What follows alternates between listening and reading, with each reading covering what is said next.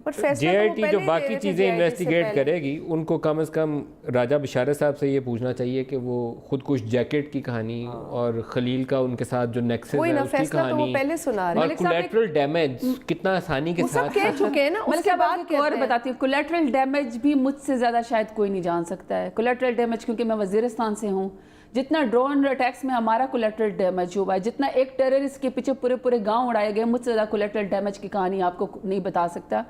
लेकिन जिस टाइम पे नेशनल एक्शन प्लान हुआ था, शूट एट द स्पॉट था KPK के अंदर, हम जब अपने कबायली इलाके में घुसते थे, जिस टाइम आर्मी का कॉन्वाय चलता था, तो हम लोग को इशारा होता था यूं करके आप साइड पे, हम साइड पे खड़े हो जाते थे।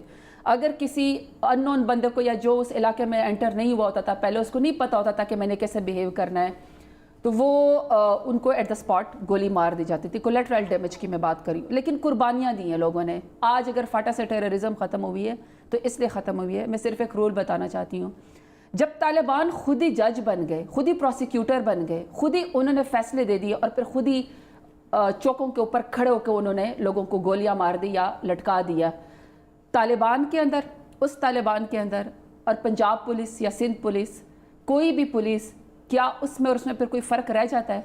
दुरुस्त कह रही हैं। मैं रिस्पॉन्सिबल में हक में है, रिस्पॉन्सिबल वो हैं। अगर फ़र्ज़ भी कर लेते हैं, बाय एनी मीन वर्स्ट हम वो कर लेते हैं कि फॉर एग्जांपल कोई टेररिज्म या कुछ है भी सही, तो क्या किसी को ये ऑर्डर थे कि शूट एट द स्पॉट है, क्या उनमें इतनी असेसमेंट नहीं होनी चाहिए थे कि वो बच्चों के साथ थे? बच्चे हैं एट द स्पॉट, ये एक ऑफिसर की जिम्मेदारी है। ये मैं और आप भी गेज कर सकते हैं कि जिससे लड़ने गए आगे से वो कमज़ोर है या ताकतवर है। अक्सर मोहल्लों में लोगों में लड़ाई हो जाती है, जब आगे देखते हैं कि खवातीन खड़े, लोग शर्मिंदा होकर वापस आ जाते हैं कि खवातीन की वो है। इतनी असेसमेंट एट द स्पॉट उसमें होती है।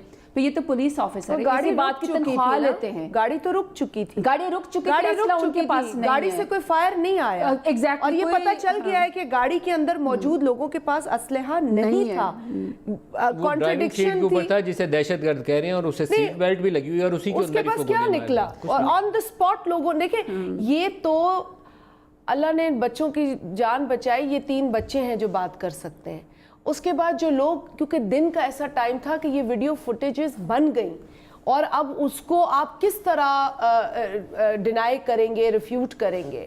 लेकिन मैं कहती हूँ ये नेग्लिजेंस, ये बुचरिंग हुई है, ये बुचरिंग है। बिकॉज 13 गोलियां खलील को लगी हैं, खलील साहब को, बच्ची को 13 साल की बच्ची को 6 लगी है, माँ को 4 लगी हैं, ड्राइवर को 10 गोलियां लगी हैं, भूना गया है लोगों को। तो मैं ये कह रही हूँ कि ये तो एक ऐसी डे लाइट में चीज़ हुई है ना, जिसके आपके पास उसके बाद का जो रिएक्शन था, मैं कहती हूँ हम लोग शायद ऑपोजिशन भी इतनी तनकीद हुकूमत की स्टेटमेंट्स पे नहीं करती अगर वो स्टेटमेंट सिर्फ ये होती कि जी ये हुआ है, हम इन्वेस्टिगेट कर रहे हैं, ये हुआ है, इस पर लेकिन जो कंक्लूजन्स ड्रॉ किए गए और जो CTD की रिपोर्ट्स को बाकायदा जस्टिफाई किया, डिफेंड किया, उसके बाद तो आज नेशनल असेंबली में ज्यादा शोर इस बात पे हुआ कि जी आपकी स्टेटमेंट्स पे हमें एतराज है।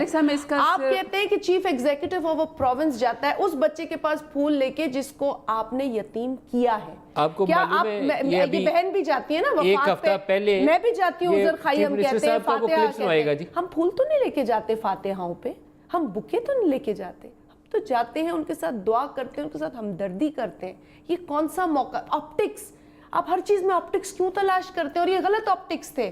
शाजिया 4 दिन पहले, पिछले हफ्ते में, लास्ट शायद वीकेंड था, तो उस दिन मैंने वो प्रोग्राम किया। पिंडी में आग लगी है घर में और वो 4 बच्चियां सफोकेशन से मारी गई हैं। आग लगी हुई थी, आपके रेस्क्यू वालों के पास ना सीढ़ी थी ना पानी बुझाने का इंतज़ाम था। जो कॉलेज के बच्चे थे उन्होंने छत से फलांग के दरवाज़ा तोड़ के, तो अंदर से वो बच्चियाँ 25 साल 24 साल, उसकी शादी थी उस दिन, जिस मेहंदी वाले रात आग लगी है तो उससे अगले दिन उसकी बच्ची की शादी थी। 4 बच्चियाँ सफोकेशन से मारी गई हैं। हमारे रेस्क्यू वालों के पास गाड़ी नहीं थी, पानी नहीं था, यहाँ पुलिस वाले गोलियां मार रहे हैं।